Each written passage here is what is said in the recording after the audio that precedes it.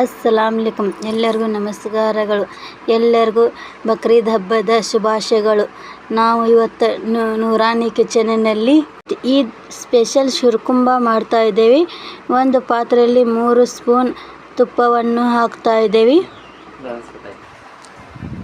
ತುಪ್ಪ ಕಾದ ನಂತರ ಡ್ರೈ ಫ್ರೂಟ್ಸನ್ನು ಅದಕ್ಕೆ ಹಾಕಬೇಕು. ಇದು ಒಂದು ದಿನ ನೆನೆಯಲಿಕ್ಕಿಟ್ಟು ಸಿಪ್ಪೆಯನ್ನು ತೆಗೆದು ಸ್ವಚ್ಛ ಮಾಡಿ ಉದ್ದುದ್ದಾಗಿ ಹೆಚ್ಚಿಕೊಂಡು ಹಾಕಬೇಕು. ತುಪ್ಪದಲ್ಲಿ ಫ್ರೈ ಮಾಡಬೇಕು ಚೆನ್ನಾಗಿ.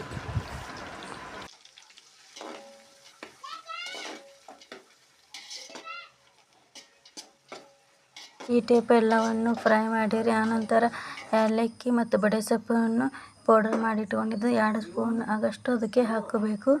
ಹಾಕಿ ಚೆನ್ನಾಗಿ ಮಿಕ್ಸ್ ಮಾಡಿರಿ.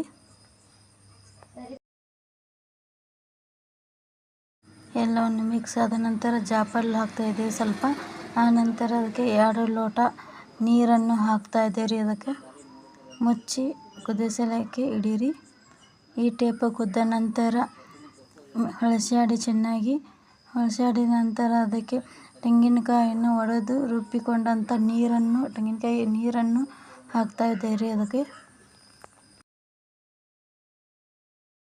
ಎಲ್ಲ ಮಿಕ್ಸ್ ಆದ ನಂತರ ಅದಕ್ಕೆ ನಾವು 3 ಲೀಟರ್ ಹಾಲು ಮತ್ತು 2 ಲೀಟರ್ ನೀರನ್ನು ಹಾಕಿದ್ದೇವೆ. ಹಾಗಾಗಿ ನಾವು ಅದಕ್ಕೆ 1 kg ಸಕ್ಕರೆಯನ್ನು ತೊಗೊಂಡಿದ್ದೇವೆ. 1 kg ಸಕ್ಕರೆ ಹಾಕಿ ಚೆನ್ನಾಗಿ ಹೊಳಸಾಡಿರಿ.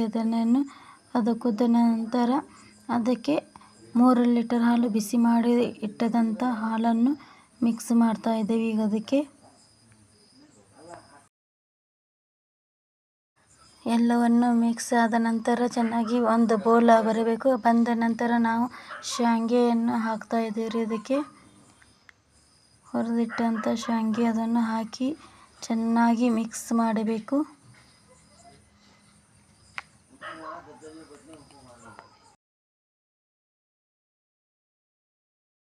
ಈ ಟೈಪ್ ಎಲ್ಲ ಪಳ ಪಳ ಅಂತ ಕುದೀತಾ ಇರಬೇಕು. ಆ ಟೈಮ್ಗೂ ನಾವು ಮಿಲ್ಕ್ ಮೇಟನ್ನು ಹಾಕ್ತಾ ಇದ್ದೇವೆ. ಅದನ್ನು ಕುದ್ದ ನಂತರ ನಮ್ಮ ಶಿರಕುಂಬ ರೆಡಿ ಆಗುತ್ತೆ ನೋಡಿರಿ.